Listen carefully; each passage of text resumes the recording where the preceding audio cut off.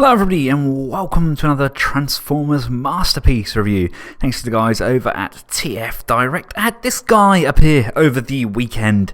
It is of course MP-28 RODIMUS, aka Masterpiece Hot Rod. Take a look at the back of the box. We've got a picture of him in his vehicle mode, comparison between him and Magnus, and we get a list of his accessories, which include his pistols, his saw blade, he comes with a visor, and of course he has a matrix chamber, as well as a fishing rod, as per the movie. Out of the box he comes packaged in his supercar mode. A lot of people are slating this already, saying that they prefer the original take on the vehicle mode. Basically, we had Takara release Masterpiece RODIMUS Convoy, which was, of course, RODIMUS Prime. He could also convert into his hot rod mode. On paper, the figure was good. It just didn't work. It was extremely flawed and it had a lot of issues. And I've known people to buy it and literally get it out of the box and it falls apart in their hands.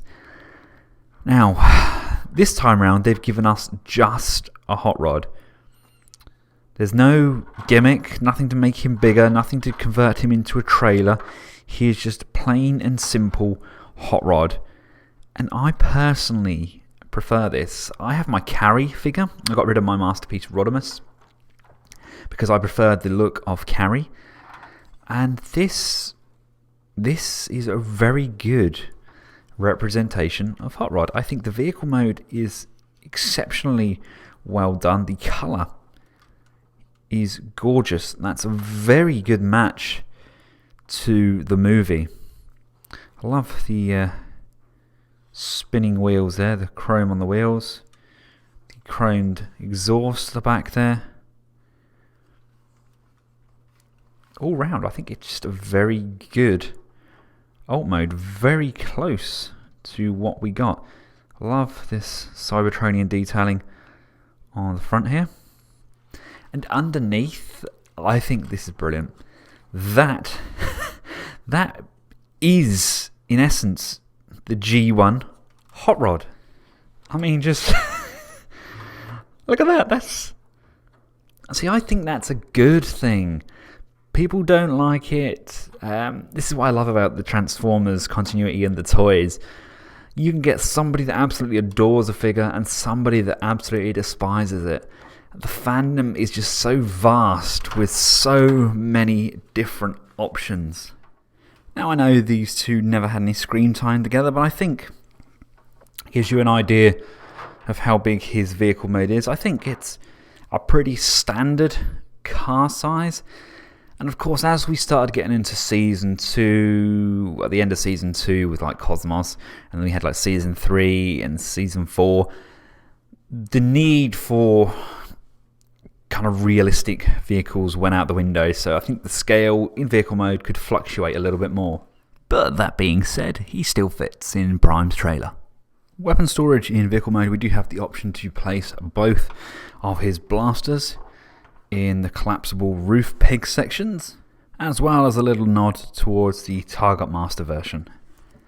Now, as much as I love the way Hot Rod looks and feels in his vehicle mode, I'm not getting that same wow vibe that I got with Ironhide.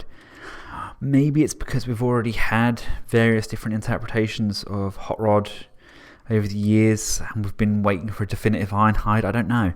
There's just something about Hot Rod, it doesn't have that same effect for me. Don't get me wrong, he's glorious. He looks amazing. He feels robust. He does feel a lot lighter in comparison to, say, your Fair Ladies. There's obviously a lot less substance to him. He doesn't have that Ironhide wow factor. Now, to get Hot Rod transformed, your first port of call is to come around to this arm section here. That's tabbed into the underside of the screen. So you just want to push down and that untabs from the back here. You can then work this joint out here So you need a gap between the shoulder joints and the bonnet. You want to flip this orange tab up underneath, and as we bring that up, that's going to force this entire section to flip up and over. And if you look, there is a small groove which is going to slide in and tab into the waist section there. Push the head backwards. The engine block system is going to fold down and fill in this gap at the back here, and we can straighten out this tab section at the front. Right, let's sort out this shoulder joint. Pop the joint out, and it's going to come all the way up. You want to bring that to the front for now, because this side section here is going to collapse down to the back section. Bring this shoulder up to this position, and this entire section here is actually going to rotate in on itself. You then open up this tab, flip the hand out. Mine are extremely stiff. Peg that back in, and you want to rotate the lower bicep around and then bend up the elbows. Pop down his shoulder pad, come around to the back section here, and this whole section is going to flip upwards. When we finally fold this whole section up, this tab is going to go through this hole here. But for now, just lift it up, flip down the exhaust pipes, fold these wheel sections inwards. They are just tabbed in at the side here. Fold that back round. Basically, if you look here, these vent sections on the top there, as you bring these wheels round, they push from the inside and push those vents upwards. We can now press on this underside here and pop this back section down. That's now going to come around, and as it hinges down, it's going to rotate back on itself, and that yellow tab can now plug nicely into that hole on the back, securing that into place. Those shoulder joints that we'd hinged outwards, they're now going to tab in at 2 points onto the side of the glass section there. Just going to push those in, securing them firmly, and come round to the tail fin section. That is going to flip up and around to this location, and that's pretty much the upper torso done. Come round to the legs. You're going to split those. They're just tabbed in at the base there. Come round to the back of the legs, and this hinge flips up on both sides, and you're going to pull down and extend the leg from within, and that's now going to come up and sit in that knee slot like so. We can then close off the back of the leg again, getting rid of any hollow space. Then flip down the feet at the front and back like so. There we have him in his robot mode. That's better. Now I have that same sort of feeling again. Don't get me wrong, the leg transformation is far too simple for my liking, although it does fix off extremely well and nothing is left showing, but they're extremely hollow and lightweight. The upper torso is nice. I like how it folds in on itself, and it's extremely tidy backpack wise. And he does feel like a very nice robot in his hot rod form. Definitely feeling this a lot more than I was the vehicle mode. The vehicle mode was okay, but it was just that. It was just okay. Now, this isn't why I bought a hot rod, but I think it's a nice touch, the fact we can do this with them. I'm not a fan of how the shoulder has to bend out and unplug to get him to hold his fishing rod with both hands. Would have liked a butterfly joint there, but still looks great nonetheless. Hot rod can quite comfortably carry both of his weapons. Like with Ironhide, the peg is at the base and the rear of the hand. Much easier access with Hot Rod's hands though. They close up nicely, and there is no fear of these hands breaking. They're not all spindly like RODIMUS's were. You can come up to the head section, flip the top of the head backwards, which allows us to bring down the visor section, which is lovely, nicely stored at the top there. A little bit fiddly. I don't have any nails, but you have to bring that back over, flip that over his eyes, and then bring the head back down, like so. That's good. And now we can have him just shooting down the Autobot shuttle. This guy is actually surprisingly packed with a heck of a lot of articulation. The head can move down and up, all the way up. We've got great range left and right. Shoulders can come up and over. They can also come in and out. You can also unhinge from the chest and use that butterfly joint. And we've also got a roll on the shoulder as part of the transformation. We have an upper bicep rotation. We have a double jointed bend at the elbows. We have wrist rotation and the fingers are on a single pin. We have waist rotation as well as a waist rocker. That is a rarity with Masterpiece figures.